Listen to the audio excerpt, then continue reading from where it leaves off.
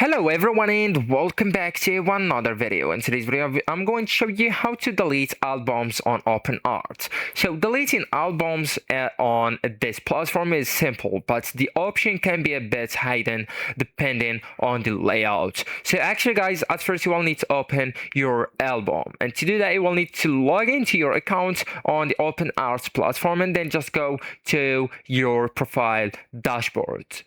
So this is your dashboard, and then just go to media under assets section on the left hand menu. So just click it, and here where you can find your albums. Okay, so just go ahead and click on the album or select album. So just find the album you want to delete and click to open it. Okay, or hover over it, and then just open the options menu. So look for three dots or settings, even a gear icon. So this is usually on the album thumbnail or inside the album view. Then just choose delete album and confirm when prompted. So it's important to know that deleting an album may also delete all images inside it, depending on how OpenArt handles storage. And this action is usually permanent, no undo, no turning back. And if you only want to clean up, consider removing images instead of deleting the whole album.